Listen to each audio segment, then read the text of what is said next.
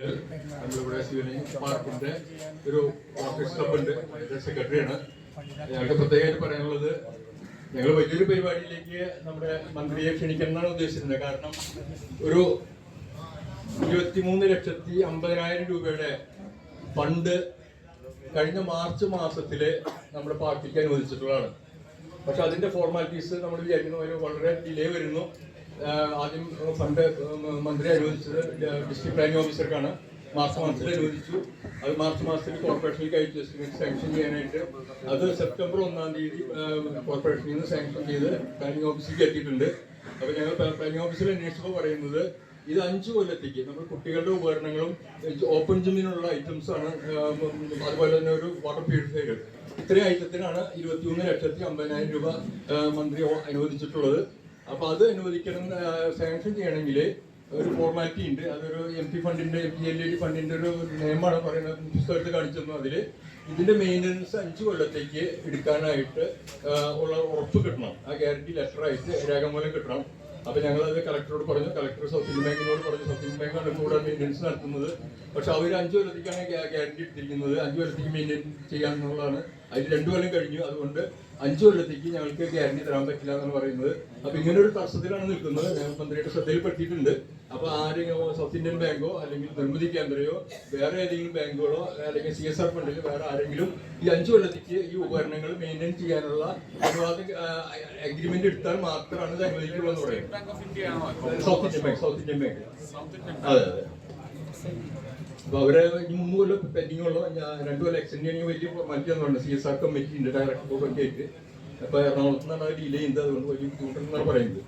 അല്ലെങ്കിൽ വേറെ ഏതെങ്കിലും ബാങ്കോ അല്ലെങ്കിൽ മണപ്പുറം പോലുള്ള ഏതെങ്കിലും ഫൈനാൻഷ്യൽ ഇൻസ്റ്റിറ്റ്യൂഷനോ ആരെങ്കിലും CSR ഫണ്ടിൽ നിന്ന് ഇതിനധികം മെയിൻ്റനൻസ് വരില്ല.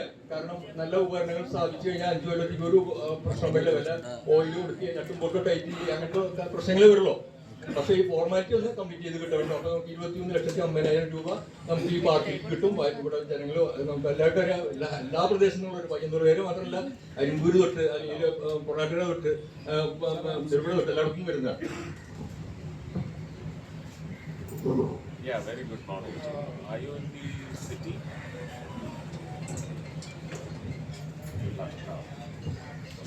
I needed a small favor. There is a Amar Jaman's park to show. Very, I think it shares its one bond with the civil station level. So there is a children's park for which they needed some children, any material that will suit the children's park. So I have given it from my MP funds. It's 27 lakhs, 23.5 lakhs. But there is a mandatory clause that there should be someone who is in charge of the take responsibility of the maintenance for 5 years. They have a 5-year contract with South Indian Bank, but 2 years have passed. So only 3 years maintenance is there. They needed 2 years more. Can we do something about it?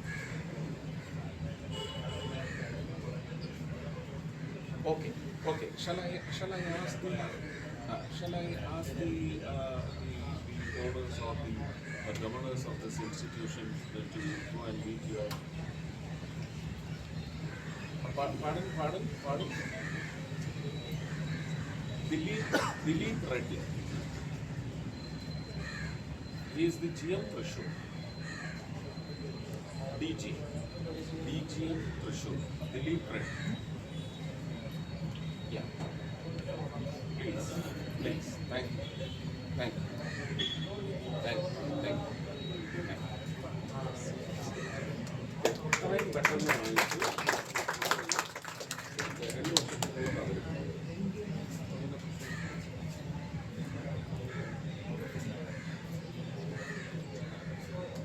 SBI.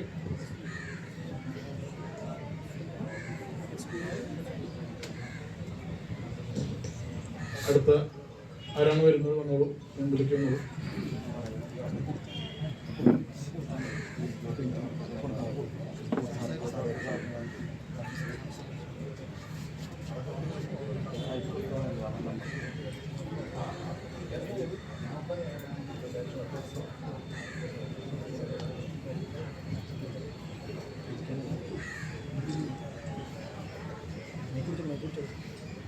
Morning all. എനിക്ക് ചോദിക്കാനുള്ളത് തൃശ്ശൂർ സ്റ്റേഷൻ്റെ വികസന പരിപാടി എന്ന് തുടങ്ങുന്നത്. കാരണം കോഴിക്കോടും കൊല്ലവും തിരുവനന്തപുരം ടെൻഡർ അല്ല, നമ്മൾ ലേറ്റ് ആയിട്ടാണ് അത് പ്രപ്പോസൽ വന്നത്. കഴിഞ്ഞ വർഷം ഒക്ടോബർ 3-ാം തീയതിയാണ് ഡിസൈൻസ് നമ്മൾ അവലോകനം ചെയ്തതും മേയറും commissioner of police, collector, MLA Shri Balendran എല്ലാവരും ഞാൻ ഒത്തുചേർന്നിരുന്ന് ഒരു ഡിസൈൻ അംഗീകരിച്ചു. അതിനകത്ത് ചില അപാകതകളുണ്ടെന്ന് ചൂണ്ടിക്കാട്ടിയത് റീഡിസൈനിങ്ങിലേക്ക് പോയി. അത് ആർക്കിടെക്ചറൽ ഡിസൈൻ ഫൈനലൈസ് ചെയ്ത് പ്രൈം മിനിസ്റ്ററും ഫൈനലൈസ് ചെയ്ത് റെയിൽവേ മിനിസ്റ്ററും ഫൈനലൈസ് ചെയ്ത് അത് ടെൻഡറായി. ടെൻഡർ ഓപ്പൺ ചെയ്തു. ടെൻഡർ അവാർഡിങ് ഒരു 2 ആഴ്ചയ്ക്കുള്ളിൽ നടക്കും. ആദ്യത്തത് കോൾ ബാക്ക് ചെയ്തിട്ട് രണ്ടാമത്തതായി അവാർഡ് ചെയ്യാൻ പോവുകയാണ്. ഒരു 4 മന്ത്സിനുള്ളിൽ സ്റ്റാർട്ട് ചെയ്യേണ്ടതാണ്.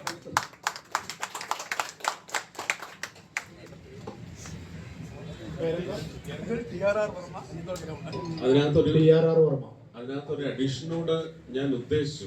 പക്ഷെ അത് ഇപ്പൊ പറഞ്ഞാൽ പിന്നെ അടുത്ത റീഡിസൈനിങ് എന്നും പറഞ്ഞ് വീണ്ടും 1 വർഷം പോകും. അതുകൊണ്ട് ഇപ്പൊ ഞാൻ മിണ്ടിയിട്ടില്ല. അത് നടക്കട്ടെ. തുടങ്ങി കഴിഞ്ഞിട്ട് നമുക്ക് കൊണ്ടുപോയി ഇപ്പം നാഷണൽ ഹൈവേയിൽ നമ്മൾ ചെയ്യുന്നത് പോലെ ഇവിടെ ഒരു അണ്ടർപാസ് വേണം, അവിടെ ഒരു എലിവേറ്റഡ് റോഡ് വേണം എന്നൊക്കെ പറയത്തില്ല. അതുപോലെ ബസ് സ്റ്റാൻഡിലേക്ക് ഒരു വാക്ക് പാത്ത്, എലിവേറ്റഡ് വാക്ക് പാത്ത് കണക്റ്റിംഗ് റെയിൽവേ സ്റ്റേഷൻ. അതിങ്ങനെ മനസ്സിലുദിച്ച ഒരു ഐഡിയ ആണ്. അത് മേയറോട് പറഞ്ഞപ്പോൾ അദ്ദേഹത്തിന് സന്തോഷമായിരുന്നു. അപ്പൊ അത് ഇപ്പൊ എടുത്തു പറഞ്ഞാൽ ഇനി 1 വർഷം അടുത്ത ഡിസൈൻ കറക്ഷൻ എന്നും പറഞ്ഞ് പിന്നെ അതാണ് ഈ ഒരു ബ്യൂറോക്രസിയുടെ ഒരു കുഴപ്പമാണ്. കുഴപ്പമല്ല, അവർക്ക് അങ്ങനെ ചെയ്യാൻ പറ്റത്തുള്ളൂ. അപ്പോൾ അത് നമുക്ക് പിന്നീട് ഒരു അഡീഷനായിട്ട് ചേർക്കാൻ പറ്റുമെന്ന് നോക്കാം. നമസ്കാരം സാർ, ഞാൻ സുനിൽ. ഞാനിവിടെ പറയാൻ ഉദ്ദേശിക്കുന്നത് ഒരു വലിയൊരു സ്കാമിന്റെ കാര്യമാണ്. മൾട്ടി സ്റ്റേറ്റ് എന്ന പേരിൽ ഇവിടെ നമ്മുടെ കേന്ദ്രത്തിന്റെ അംഗീകാരം ഉണ്ടെന്നും അമിത്ഷായാണ് അതിന്റെ മെയിൻ ആണെന്ന് പറഞ്ഞിട്ട് ഇപ്പൊ തൃശ്ശൂർ തന്നെ 8ഓളം മൾട്ടി സ്റ്റേറ്റ് കൂട്ടിയിട്ടുണ്ട്. ഏകദേശം ഒരു 1500 കോടികൾ മേലെ ജനങ്ങളുടെ തൃശ്ശൂർ മാത്രം നഷ്ടപ്പെട്ടിട്ടുണ്ട്. ചോദിച്ചു കഴിഞ്ഞാൽ ഒരാൾ പോലും എല്ലാം ക്ലോസ് ചെയ്ത് പോയിരിക്കാണ്. ഉത്തരം പറഞ്ഞിട്ട് ഒരു ഡയറക്ടർമാരില്ല, എല്ലാവരും സ്കിപ്പ് ചെയ്ത് കൊടുത്താണ്. ഞങ്ങളൊക്കെ കുറച്ച് പേര് അതിന്റെ ബലിയാടുകളാണ്. അപ്പൊ അതിന് സാറിന്റെ എല്ലാവിധ സഹകരണം വേണം. ഉറപ്പായിട്ടും ഞാൻ ഇത് കരുവന്നൂരിന് വേണ്ടി ശബ്ദമുയർത്തിയെങ്കിൽ അത് ഹൃദയത്തിൽ നിന്നുള്ള ശബ്ദമാണെങ്കിൽ ഇത്തരം അധമങ്ങളെ മുഴുവൻ ഒടുക്കാൻ വേണ്ടി നിങ്ങളുടെ കൂടെ നിൽക്കുന്ന ആളാണ്.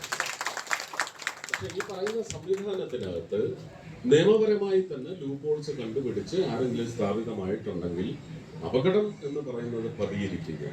നമുക്ക് നാഷണലൈസ് ബാങ്ക്സ് ഉണ്ട്, ഷെഡ്യൂൾഡ് ബാങ്ക്സ് ഉണ്ട്, അതുപോലെ തന്നെ അതിന് തത്തുല്യമായ പാരമ്പര്യമുള്ള ബാങ്കുകളുണ്ട്. ജനങ്ങളാണ് ജാഗരൂകരാകുന്നത്. ജനങ്ങൾ ഇത് അവരെ പിന്തുണയ്ക്കില്ല എന്ന് പറയുന്ന ശക്തമായ തീരുമാനമെടുത്താൽ മതി. അതല്ല 0.4% പലിശ അവിടെ കൂടുതൽ കിട്ടുമെന്ന് പറയുമ്പോൾ കൊണ്ടുചെന്ന് ആർത്തി കാണിച്ചാൽ അപകടത്തിൽ തന്നെ. ഇത് ഒരു കേന്ദ്ര ഗവൺമെന്റ് നിയന്ത്രണമാണെന്നും അമിത്ഷാ മുകളിലാണ് പറഞ്ഞിരുന്നത്. പക്ഷെ ഇപ്പോഴാണ് ഇത് പൊട്ടി തുടങ്ങിയത്. വളരെയധികം നന്നായി നടന്നിരുന്നു. പിന്നെ അത് മാത്രമല്ല, ഇതില് നമ്മുടെ കേരളത്തിലത്തെ അവസ്ഥ അറിയാം. ഇതില് പണം നിക്ഷേപിച്ചിട്ടുള്ളവരെല്ലാവരും ഈ നമ്മൾ റിട്ടയർ ആയിട്ടുള്ള ആൾക്കാരാണ്. അവർക്ക് വേറൊരു ജോലി ഒന്നും കണ്ടെത്താൻ പറ്റില്ല. അപ്പൊ ഉള്ള പൈസ ബാങ്കിൽ ഇട്ടിട്ടുള്ള അതിന്റെ ഇൻട്രസ്റ്റ് കൊണ്ട് ജീവിച്ചിരുന്ന ആൾക്കാരാണ് ഇതിൽ ബലിയാടായിട്ടുള്ളത്. ഇത് രാഷ്ട്രീയ ദുരാരോപണം മാത്രമാണ് എന്ന് ഞാൻ പറയത്തുള്ളൂ. അമിത്ഷാ എന്ന് പറഞ്ഞു കാണത്തില്ല, അദ്ദേഹത്തിന്റെ വകുപ്പിലാണ് ഇതിന്റെ ക്ലിയറൻസ് എടുത്തതെന്ന് ചിലപ്പോൾ പറഞ്ഞു. പലരും അതെ, അത് അവരൊക്കെ പറയത്തുള്ളൂ. കഴിഞ്ഞ 40-45 വർഷം അവരൊക്കെ എന്താ ചെയ്തിട്ടുള്ളതിന്റെ ഒരു ഓഡിറ്റ് എടുക്കണം, നമ്മൾ എടുക്കണം. അപ്പോൾ ആ രാഷ്ട്രീയം ഞാനിപ്പോൾ ചർച്ച ചെയ്യുന്നില്ല. ഇതിനെ സംബന്ധിച്ച് അത് ജനങ്ങളുടെ കൂടെ തന്നെയാണ് ഇപ്പോഴും. അതെ, ഇതിനെക്കുറിച്ചും ഈ കമന്റ് ചിലതൊക്കെ പറയുന്നുണ്ട്. അവിടുന്ന് മേടിച്ച് കൊടുക്കുമെന്ന് പറഞ്ഞില്ലേ കരുവന്നൂരിന്? എന്താണ് സാങ്കേതികത? എത്ര കോടിയാണ് ED പിടിച്ചെടുത്ത് കയ്യിൽ വെച്ചിരിക്കുന്നത്? ഈ ചാനലുകാരും പത്രക്കാരും എല്ലാം പ്രസിദ്ധീകരിച്ചില്ലേ? കേരള സർക്കാർ തീരുമാനിച്ചു ആ കാശ് EDയിൽ നിന്ന് നമ്മൾ കോഓപ്പറേറ്റീവ് ബാങ്കിലേക്ക് സ്വീകരിക്കേണ്ട. ആ സർക്കാരിനെ നിലയ്ക്ക് നിർത്താൻ നിങ്ങൾക്ക് സാധിക്കുന്നുണ്ടോ? ഏതെങ്കിലും പ്രതിപക്ഷ നേതാവുണ്ടോ നിങ്ങൾക്ക് വേണ്ടി പൊരുതി ആ പണം തിരിച്ച് ബാങ്കിൽ അടപ്പിക്കാൻ വേണ്ടി നിൽക്കുന്ന? ഞങ്ങൾക്ക് പ്രതിപക്ഷ പക്ഷത്ത് ഒരാൾ പോലും ഇല്ല. ഒരു 21 പേരെ തരൂ, എവരെയൊക്കെ വരച്ച വരെ നിർത്തി കാണിച്ചു തരാം. രാഷ്ട്രീയം തന്നെയാണ് പറഞ്ഞത്. അപ്പോ ആ പണം എപ്പോ തിരിച്ച് മറ്റവന്മാരുടെ സ്വത്ത് കണ്ടുകെട്ടി കൊണ്ടുവന്ന് തിരിച്ചടയ്ക്കാനുള്ള സൗകര്യം ഉണ്ടാകുന്നു, കോഓപ്പറേറ്റീവ് ബാങ്കുകളിലേക്ക് ആ കാശ് വന്നാൽ പിന്നെ ജനങ്ങൾ ആവശ്യപ്പെടുമ്പോൾ ഇവിടെ കാശില്ല എന്ന് പറയാനൊക്കത്തില്ല, അത് കൊടുത്തേ മതിയാവും. കൊടുക്കാൻ പണം അവിടെ ഉണ്ടാവരുത് എന്ന് പറയുന്ന അവരുടെ ദുഷിച്ച രാഷ്ട്രീയത്തിന്റെ, രാക്ഷസ രാഷ്ട്രീയത്തിന്റെ ദുഷ്ടലാക്കം. അതിനുവേണ്ടി ഒത്തുകൂടണം. അതിനാണ് ഇലക്ഷൻ വരുന്നത്. ജനങ്ങൾ ഒത്തുകൂടണം.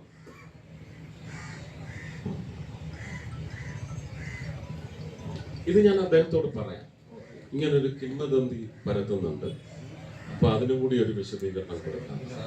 ഡൽഹിയിൽ ഇതിനെ കുറിച്ചും സംസാരിച്ച് തീർച്ചയായും എന്നെയും അതുപോലെ ഒരു ഉദ്ഘാടനത്തിനൊക്കെ വിളിച്ചിരുന്നു. ഞാൻ ഏതെങ്കിലും ഉദ്ഘാടനത്തിന് പോയിട്ടുണ്ടെന്ന് എനിക്കറിയത്തില്ല.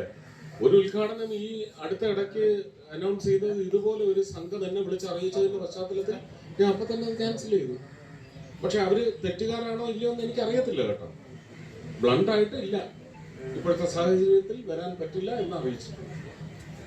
അത് ചിലപ്പോൾ അവർ ക്ലിയർ ചെയ്ത് വന്നാൽ, FIR ഒന്നും ഇല്ല എന്ന് പറഞ്ഞാൽ എനിക്കത് പോയി ചെയ്യേണ്ടി വരും. ഒരു സ്ഥാപനമാണ്, അവിടെ ജോലി കിട്ടുന്നവരുണ്ടാവും അല്ലേ?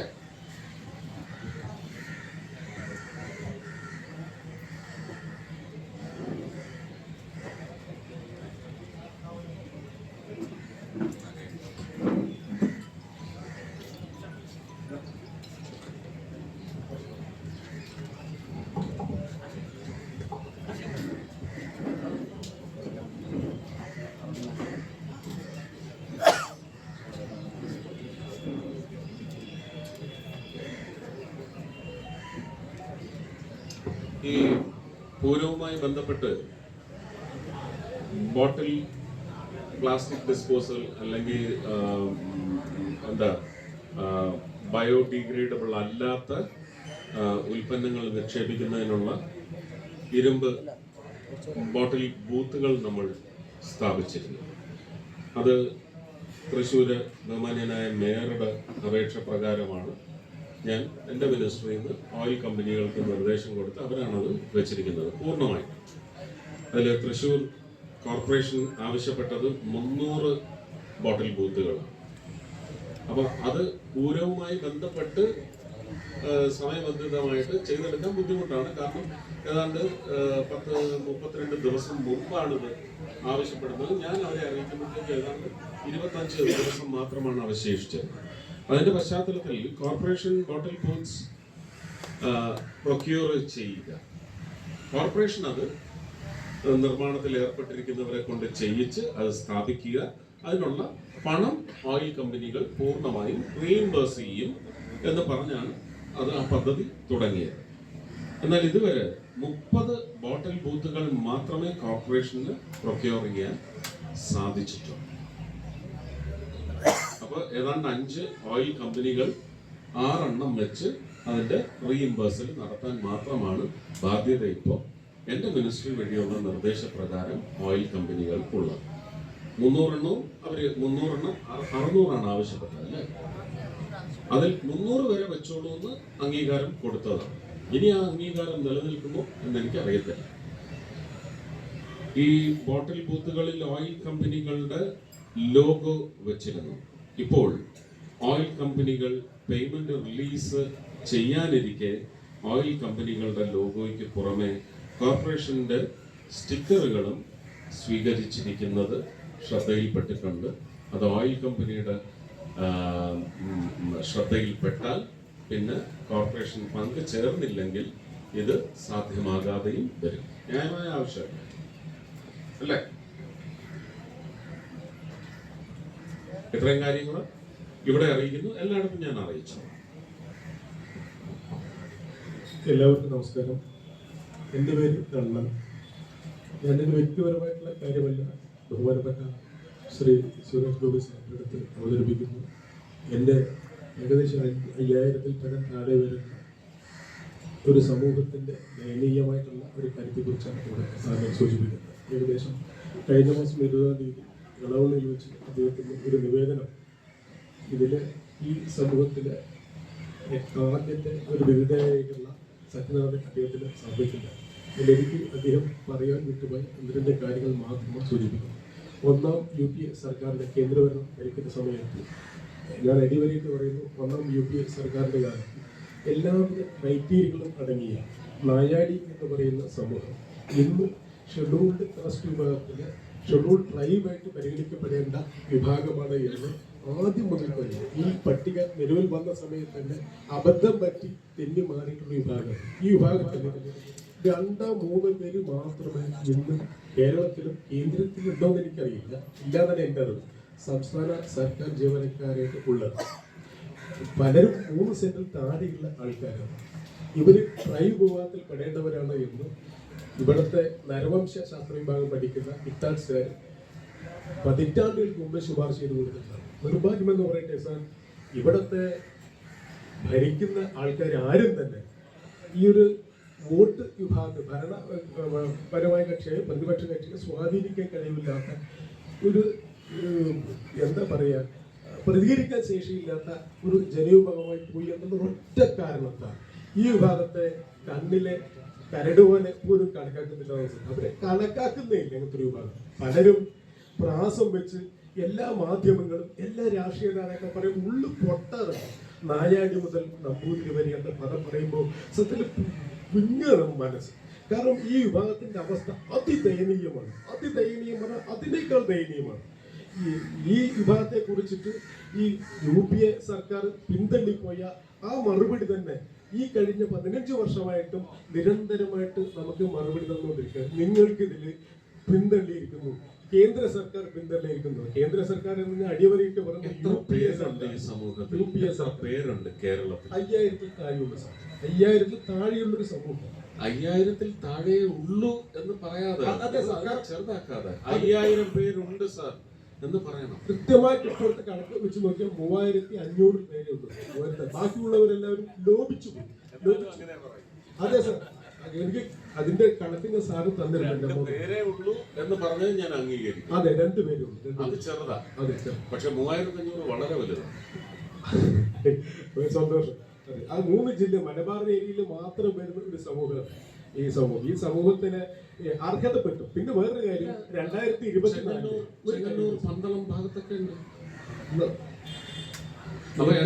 പുതുക്കിക്കോ കേട്ടോ. ശരി സാർ, ശരി സാർ പറയുന്നത് അംഗീകരിച്ചു.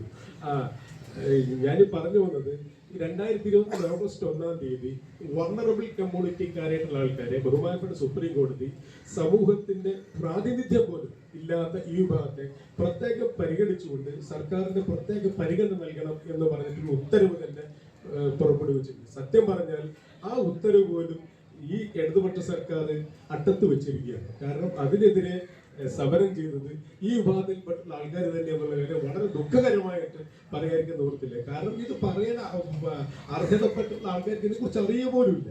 ഒരു കാര്യം കൂടി സൂചിപ്പിക്കേണ്ട സാർ, ഇന്നലെ അതിദരിദ്ര രാജ്യമായിട്ട് പ്രഖ്യാപിക്കുന്ന സമയത്ത് എനിക്ക് വളരെ രസകരമായി തോന്നിയത്, ഇന്നലെ കൈരളി ചാനലിൽ മലമ്പുഴയിലത്തെ ഒരു ആദിവാസിക്ക് അതിൽ 2 പോത്തിനെ കിട്ടി. എനിക്ക് 2 പോത്തിനെ കിട്ടി.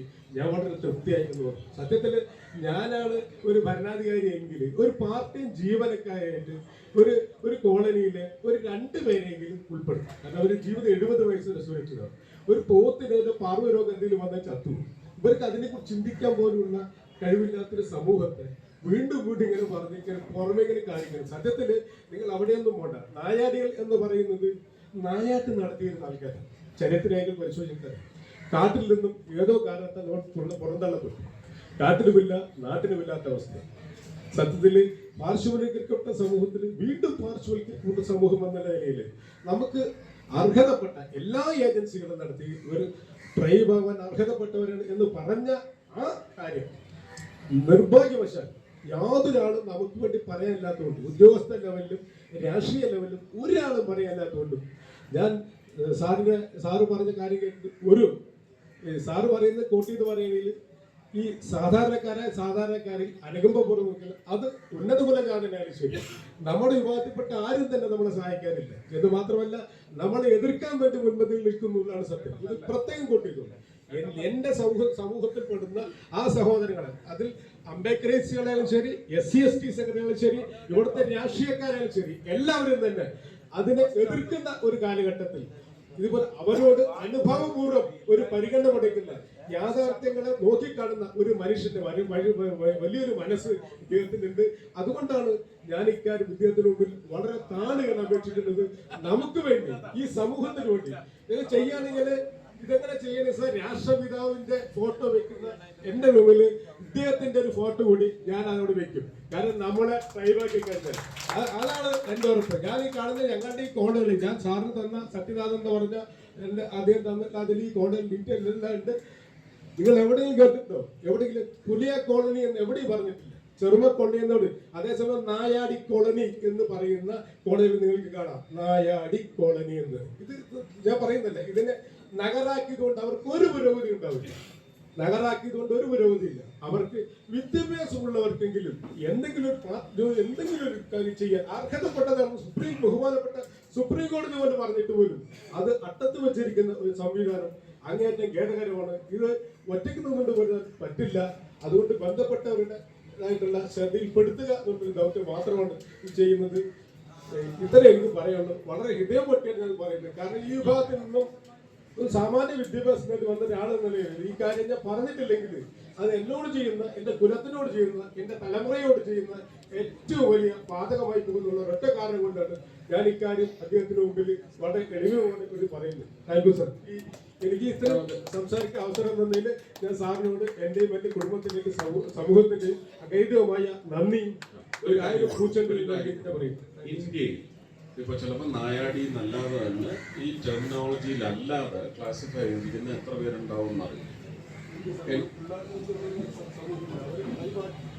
ട്രൈബാ കേരളത്തിൽ മാത്രമേ ഉള്ളൂ. അപ്പൊ ഈ 3 സംസ്ഥാനങ്ങളിലെ കണക്കൊന്ന് എങ്ങനെയെങ്കിലും ശേഖരിക്കാൻ ശ്രമിക്കും എത്രയും പെട്ടെന്ന്.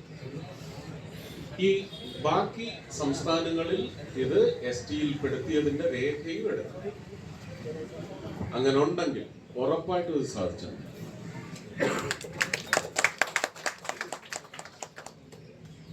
നമസ്കാരം, എൻ്റെ പേര് അഡ്വക്കേറ്റ് ശൈലേന്ദ്രനാഥ്.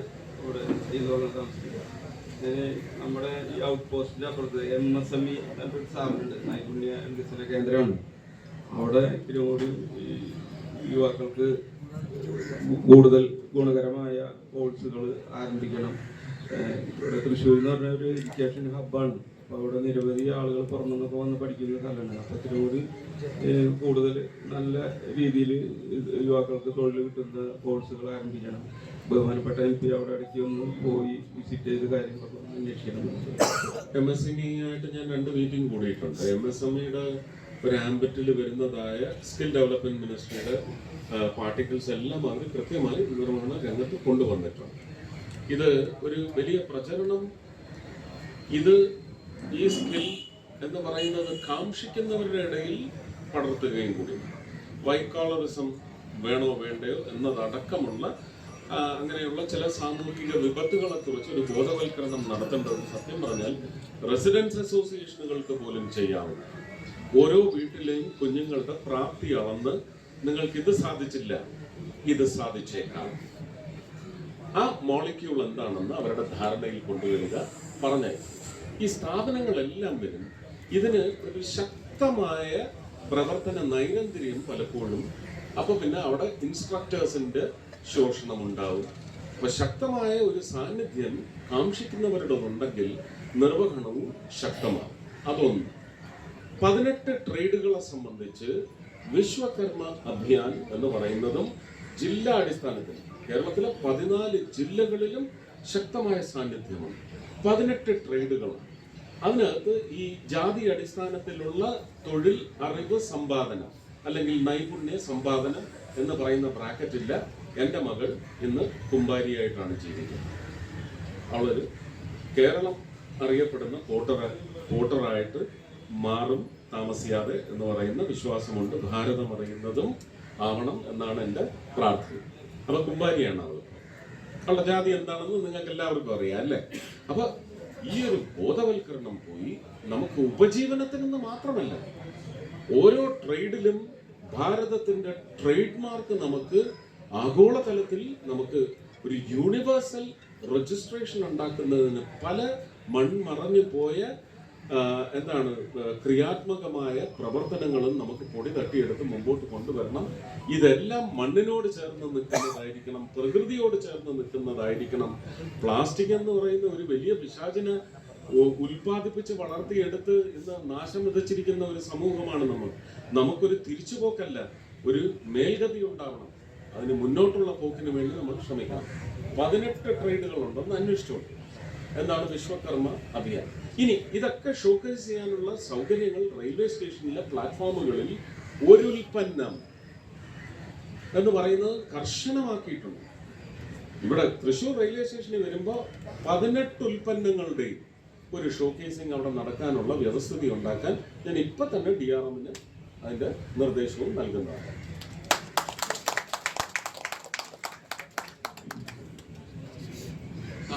കാനറ ബാങ്കിന്റെ ഞാൻ പറയാൻ വിട്ടുപോയതാണ്. കാനറ ബാങ്കിന്റെ MSMEയുടെ മേൽനോട്ടത്തിൽ നടക്കുന്ന ഒരു ട്രെയിനിങ് സെന്റർ ഉണ്ട് രാമവർമ്മപുരം. അതാ പറഞ്ഞേ, രാമവർമ്മപുരം വില്ലടം. കാനറ ബാങ്കിന്റെ ഫ്രീ ആണ്, ഉപയോഗപ്പെടുത്താൻ 18 വയസ്സ് മുതൽ 50 വയസ്സ് വരെ ഉള്ളവർക്ക് 50, 45 വയസ്സായിരുന്നു ബ്രഹ്മ, അതിപ്പോ 50 വയസ്സാക്കിയിട്ട് 18 മുതൽ 50 വയസ്സ് വരെ ഉള്ളവർക്ക് നൈപുണ്യ നേടാൻ ഉള്ള കേന്ദ്രം സൗജന്യമാണ്.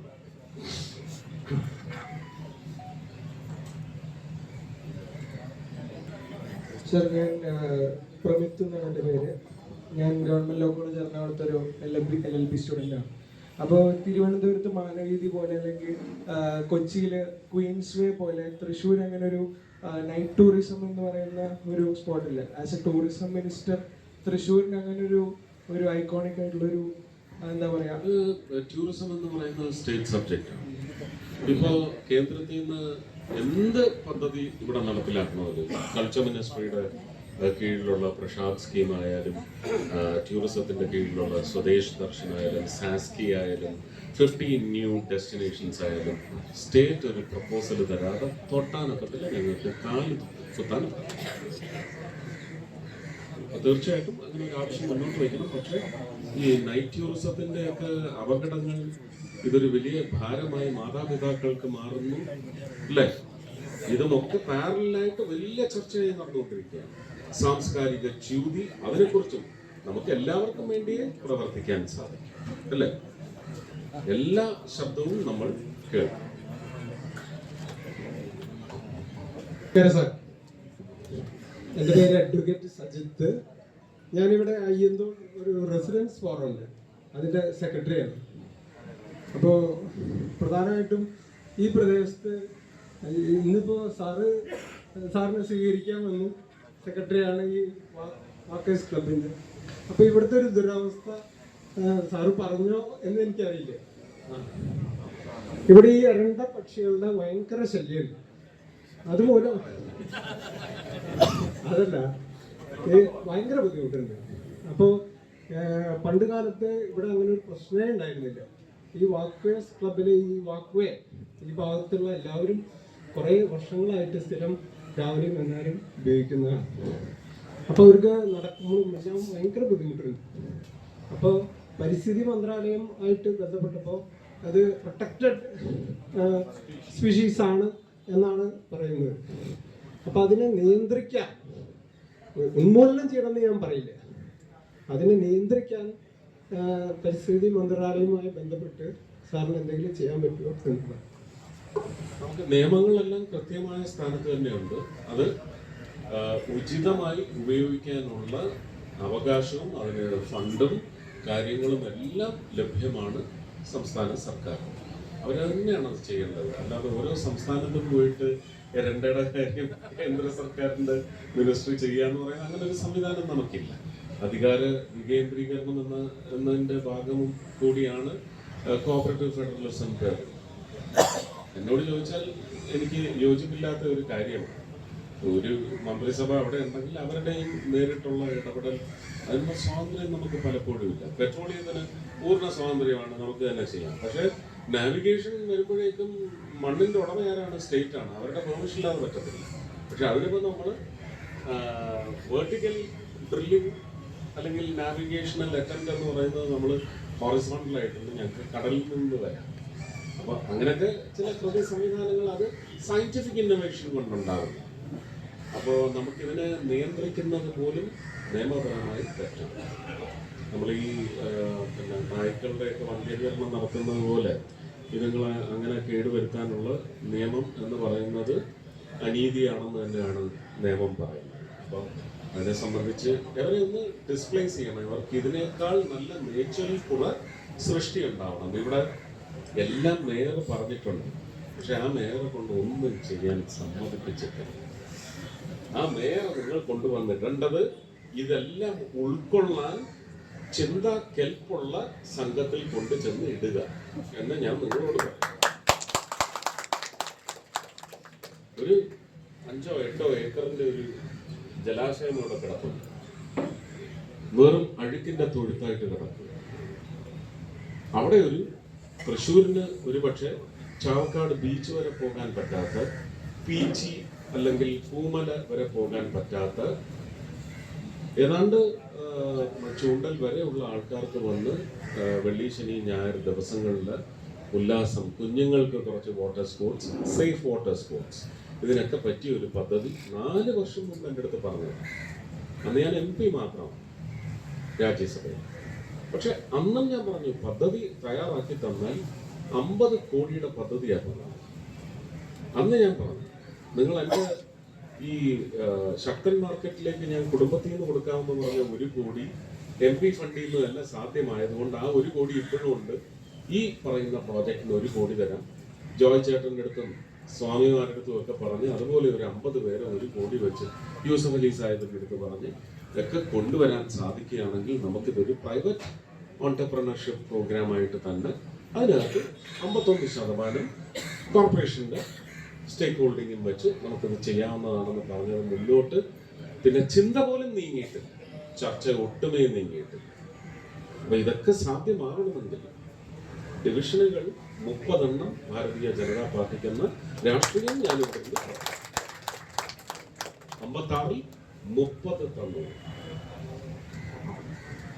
ഉറപ്പാണ്.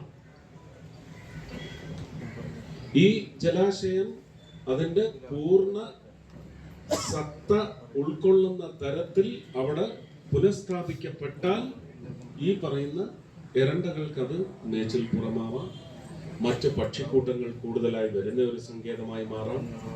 ബേർഡ് വാച്ചേഴ്സ്, ഓർണിത്തോളജിസ്റ്റിനൊക്കെ അത് വലിയൊരു സൗകര്യമാണ്. കുട്ടികളിലേക്ക് ആ അഭിരുചി നമുക്ക് പകർന്നു നൽകാനും ഒരു ബോധവൽക്കരണം, അല്ലേ, മറ്റ് ജീവജാലങ്ങളുടെയൊക്കെ പ്രജനനം വരെയുള്ള കാര്യങ്ങളെ സംബന്ധിച്ച് നമുക്ക് അവർക്ക് ബോധവൽക്കരണം നടത്താനും അറിവ് പകർന്നു നൽകാനും ഒക്കെ സാധിക്കും. സർ നമസ്കാരം. സർ എൻ്റെ പേര് അർച്ചന, ഇവിടെ അയ്യന്തോളാണ് താമസിക്കുന്നത്. ഞാനിപ്പോൾ ഒരു 3rd year BSc അഗ്രികൾച്ചർ സ്റ്റുഡൻ്റാണ്. തമിഴ്നാട്ടിലാണ് പഠിക്കുന്നത്. പലപ്പോഴും പുറത്ത് നമ്മൾ എഡ്യൂക്കേഷന് പോകുന്നത് ഇവിടെ എന്താ പറയുക സാറ്റിസ്ഫാക്ഷൻ അല്ലെങ്കിൽ ബെറ്റർ ഓപ്പർച്യൂണിറ്റീസ് കിട്ടാൻ വേണ്ടിയിട്ടാണ് പുറത്ത് പോകുന്നത്. അങ്ങനെ പോകുമ്പോൾ വരുന്ന ഒരു പ്രശ്നം ട്രാവൽ ഇഷ്യൂസാണ്. ലോങ് ട്രാവലിൻ്റെ സമയത്ത് നമുക്ക് ബസ്സിനെ ഫുൾ ടൈം ഡിപ്പെൻഡ് ചെയ്യാനുള്ളൊരു ബുദ്ധിമുട്ടുണ്ട്. സീസണൽ ടൈം ആകുമ്പോൾ പൈസയുടെ ബുദ്ധിമുട്ട് ഒരു ഇത് മാത്രമല്ല, ഡയറക്റ്റ് റൂട്ട് ബസ്സൊന്നും ഉണ്ടാവാറില്ല, ട്രെയിനെ ഡിപ്പെൻഡ് ചെയ്യുന്ന ഒരു അവസ്ഥയാണ്. അപ്പോൾ ഫെസ്റ്റീവ് സീസണിൽ നമ്മൾ നോക്കുമ്പോൾ ട്രെയിനിൻ്റെ ബുക്കിംഗ് 8 മണിക്ക് തുടങ്ങിയാൽ തന്നെ സ്റ്റുഡൻസിന് പലപ്പോഴും ടിക്കറ്റ് കിട്ടാത്തൊരവസ്ഥ വരാറുണ്ട്. അപ്പോൾ ഈ ഹോളിഡേ സമയങ്ങളിലോ അല്ലെങ്കിൽ ഈ ഫെസ്റ്റീവ് സീസണിലോ സ്റ്റുഡൻസിന് വേണ്ടി ഒരു സ്പെഷ്യൽ കോട്ട പുറത്തു പോയി പഠിക്കുന്ന കുട്ടികൾക്ക് നമ്മൾ ഫീൽ കൺസെഷൻ ചോദിക്കില്ല, കുറച്ച് സീറ്റ് എക്സ്ട്രാ സ്റ്റുഡൻസിന് വേണ്ടി റിസർവ് ചെയ്ത് വെക്കാൻ പറ്റുകയാണോ, അല്ലെങ്കിൽ അത് ആ സമയത്ത് ഒരു സ്പെഷ്യൽ ട്രെയിൻ ഞാൻ ഈ ഒരു ആവശ്യം മുന്നോട്ട് വെക്കാം. പക്ഷെ അവിടെയും ഭാരതീയൻ ഉള്ള ഒരു എന്താണ് ഒരു ആത്മാവിൽ നിന്ന് ഞാൻ മാറില്ല. എങ്കിലും ഞാൻ പറയും എൻ്റെ കേരളത്തിലെ കുഞ്ഞുങ്ങൾ കേരളത്തിന് പോയി പുറത്ത് പോയി പഠിക്കരുത്, ഇവിടെ പഠിക്കുന്നത് ഏറ്റവും നല്ല പ്രതിവിധി അതാ. ഇവിടെയാ എഡ്യൂക്കേഷണൽ ഇൻഫ്രാസ്ട്രക്ചർ അത്രയും വലുതാണ്. ഞാൻ 2019 അന്ന് ഞാൻ ജയിച്ചില്ല, പക്ഷെ എങ്കിലും അന്ന് അങ്ങനെ ഒരു ആശയം മുന്നോട്ട് വെച്ചത് ഇന്ന് കുറവായിട്ട് എല്ലാ പരിണിത പ്രജ്ഞരായ രാഷ്ട്രീയക്കാരും ഇപ്പൊ പറയുന്നു. ശ്രീ VD സതീശൻ അടക്കം പറയുന്നു, നമ്മുടെ കുഞ്ഞുങ്ങൾ എന്തിനാണ് ലണ്ടനിൽ പോകുന്നത്? ഇവിടെ അവസ്ഥ ഇല്ലാത്തത് കൊണ്ടല്ലേ. അന്ന് 2019 എന്റെ തെരഞ്ഞെടുപ്പ് പ്രചരണ യോഗങ്ങളുള്ള എന്റെ ഏറ്റവും വലിയ സ്വപ്നം ഒരു നോളജ് സെന്റർ ആണ്, Indian knowledge centre in Thrissur. അതും തൃശൂർ ജില്ലയിലല്ല, കവളപ്പാറയിൽ അമ്മാതിരി സ്ഥലം കിടപ്പുണ്ട്. അവിടെ ട്രഡീഷണൽ പാരമ്പര്യം വിളിച്ചോതുന്ന സ്ട്രക്ചേഴ്സും ഉണ്ട്. ഇതെല്ലാം നിലനിർത്തിക്കൊണ്ട് തന്നെ അതിനും ഒരു പുനരുദ്ധാരണം എന്ന് പറയുന്നത് നടപ്പിലാവും. ഇന്ത്യയിൽ ഇന്ന് വരെ ഇല്ലാത്ത ഫാക്കൽറ്റീസിനെ നമ്മൾ ഫോറിൻ ഫാക്കൽറ്റീസിനെ കൊണ്ടുവന്ന് തുടങ്ങി വെച്ചിട്ട് നമ്മുടെ ഇവിടുത്തെ ഫാക്കൽറ്റീസിനെ സ്കില്ല് ചെയ്ത് ആ നിലയിലേക്ക് ഉയർത്തി അത് തീർത്തും ഒരു ഇൻഡിജീനസ് കമ്പോണന്റ് ആയിട്ട് അവിടെ സ്ഥാപിക്കണമെന്ന് പറയുന്നത് ഇപ്പോഴും സ്വപ്നം തന്നെയാണ്. പക്ഷെ നിയമസഭാ തെരഞ്ഞെടുപ്പ് വരുമ്പോൾ നിങ്ങൾ നിശ്ചയിക്കും, ഞങ്ങൾ ഉറപ്പ് തരും. പിന്നെ നമുക്ക് ട്രെയിനും ബസ്സും ഒന്നും വേണ്ടമുള്ള. അതാണ് പ്രശ്നം. ഇപ്പോൾ അഗ്രികൾച്ചർ യൂണിവേഴ്സിറ്റീസ് കേരളത്തിന് നാളെ ഉള്ളൂ, പ്രൈവറ്റ് കോളേജസ് അങ്ങനെ ഇല്ല. പിന്നെ അവിടെ ഇപ്പോൾ ഞങ്ങൾ പുറത്തുപോയി പഠിക്കാമെന്ന് പറയുമ്പോൾ ഇവിടെ കിട്ടാത്ത പല കോഴ്സസും പുറത്തുള്ള സ്റ്റേറ്റ്സിലുണ്ട്. അതുപോലെ പുറത്തുനിന്ന് വന്ന് പഠിപ്പിക്കുന്ന ഫാക്കൽറ്റീസ് ഉണ്ട്. ഇപ്പൊ ഞാൻ പഠിക്കുന്നത് വലിയൊരു ഇൻസ്റ്റിറ്റ്യൂട്ട് ഓഫ് ടെക്നോളജി എന്ന് പറഞ്ഞ 4 പേരും പുറത്താ പഠിച്ചത്. മലയാളം എന്ന് വീമ്പ് പറയുന്ന ഞാൻ എൻ്റെ മക്കൾക്ക് പുറത്തു പോയി പഠിക്കേണ്ടി വന്നു. ഈ കുമ്പാരിയില്ലേ, ലണ്ടനിൽ പോയാണ് പഠിച്ചത്. അവളിനി ഇതിന്റെ ഇന്റൻസീവ് ട്രെയിനിങ്ങിന് പോകാൻ പോകുന്നത് യൂറോപ്പിലേക്കാണ്. അവിടുത്തെ കുമ്പാരികളുടെ കൂടെ പോയി അവരുടെ ഫാമുകളിൽ താമസിച്ച് 1 വർഷം വെർച്വൽ ട്രെയിനിങ് അവൾക്ക് വിശ്വാസമില്ല. അത് കഴിഞ്ഞ് അടുത്ത കോഴ്സ് ചെയ്യാൻ പോകുന്നത് UP-യിലാണ്. ആ UP-യില് അതിന്റെ പ്രോഡക്റ്റ് മോഡൽസ് എല്ലാം സാമ്പിൾസ് ഒക്കെ എൻ്റെ അടുത്ത് വന്നു കഴിഞ്ഞാൽ എൻ്റെ രാമനിലയത്തിലെ മുറിയിലിരിപ്പുണ്ട്. എല്ലാത്തിലും കുമ്പാരികളുടെ മാത്രമല്ല, ഈ black Smith, gold Smith, metals എല്ലാം കൈകാര്യം ചെയ്യുന്ന വിഭാഗങ്ങൾ. അമിത്ഷാജിയുടെ ബന്ധുവാണ്. പഹൽഗാമിൽ ഒരുപക്ഷെ കൊല ചെയ്യപ്പെട്ട് പോയേനെ. അദ്ദേഹത്തിന്റെ ഭാര്യ ഒരു പെൺകുട്ടിയാണ്. ആ കുട്ടിയാണ് അതിന്റെ നേതൃത്വം വഹിക്കുന്നത്. UP-യിലെ പരന്ന് വലിയ സംസ്ഥാനമാണ്. അതിന്റെ അങ്ങേയറ്റം മുതൽ ഇങ്ങേയറ്റം വരെ പരന്ന് കിടക്കുന്ന ഈ 18 ട്രേഡുകളും അവിടെയുണ്ട്. അവിടെയുള്ളതും ഇന്ത്യക്കാരാണ്, UP-ക്കാരല്ല. അപ്പൊ ഇനി ഈ പറഞ്ഞ ഇന്റൻസീവ് ട്രെയിനിങ്ങിന് മുഴുവൻ പോകേണ്ടത് കേരളത്തിന് പുറത്തേക്കാണ്. ഞാൻ ആഗ്രഹിച്ചത് ഇവിടെ കുമ്പാരികളുടെ കൂടെ കൊണ്ടുപോയി അവിടെ ഒരു ചെറിയ മുറി പണിത് കൊടുത്ത് അവിടെ താമസിപ്പിക്കണമെന്ന്. അതൊക്കെ പിന്നെ ആവാം. ഞാനിതൊന്ന് പോയി സ്വായത്തമാക്കി വരട്ടെ എന്നാണ് ഞാൻ പറയുന്നത്. അല്ല, ഞാൻ പറഞ്ഞതാ, ഞാൻ എല്ലാ മക്കളും ഇവിടെ പഠിക്കണമെന്ന് പറയുന്നത് എൻ്റെ മക്കള് പുറത്തയച്ച് പഠിപ്പിക്കേണ്ടി വന്നത് എനിക്ക്. എൻ്റെ അധ്വാനത്തിന്റെ നല്ല ഒരു അംശം എന്ന് പറഞ്ഞാൽ ഞാൻ ഒരിക്കലും പശ്ചാത്തലത്തില്ല. കുഞ്ഞുങ്ങൾ എന്താവശ്യപ്പെട്ടോ അത് ചെയ്തു കൊടുത്തിട്ടുണ്ട്. പക്ഷെ ആ ചെയ്തു കൊടുക്കുന്നതിന്റെ പിന്നിൽ വലിയ ശാരീരികമായ വേദനയാണ് ഞാൻ ഇപ്പോഴും കൊണ്ടു നടക്കുന്നത്. കാരണം എനിക്ക് സിനിമ എന്ന് പറയുമ്പോൾ MT വാസുദേവൻ നായരുടെ അല്ലെങ്കിൽ ലോഹിദാസിന്റെ സിനിമയിലൂടെയല്ല ഞാൻ വളർന്നത്. ഞാൻ വളർന്നത് NG പണിക്കരുടെയും AK സാജന്റെ SN സ്വാമിയുടെ. അതിലെനിക്ക് കിളപ്പായിരുന്നു പണി. എൻ്റെ നടു പിടിച്ചിട്ടുള്ള കാശാണ്. എൻ്റെ നടു എനിക്കിപ്പോൾ വയ്യ. ഒരുപാട് വീഴ്ചകളുടെ പരിണിതം അല്ല, കാണുമ്പം AC കാറിലാണ്, AC മുറിയിലാണ് അല്ലേ, ആ തണുപ്പ് വാഷ്റൂമിൽ വരെ വരും എന്നൊക്കെ പറയുന്ന അവസ്ഥയൊക്കെയുണ്ട്. പക്ഷെ അങ്ങനെ ഒരു അവസ്ഥയിലേക്ക് വളർന്നതിൻ്റെ വേദനയാണ് പറയുന്നത്. അതിന് ദൈവം അനുഗ്രഹിച്ചു. എന്നെ മറ്റുള്ളവരെ അനുഗ്രഹിക്കുന്നതിനേക്കാൾ വലിയ രീതിയിൽ അനുഗ്രഹിച്ചു അല്ലേ. നിങ്ങളുടെയൊക്കെ ഹൃദയരേഖ എനിക്ക് ഏറ്റുവാങ്ങാൻ സാധിച്ചു. വോട്ട്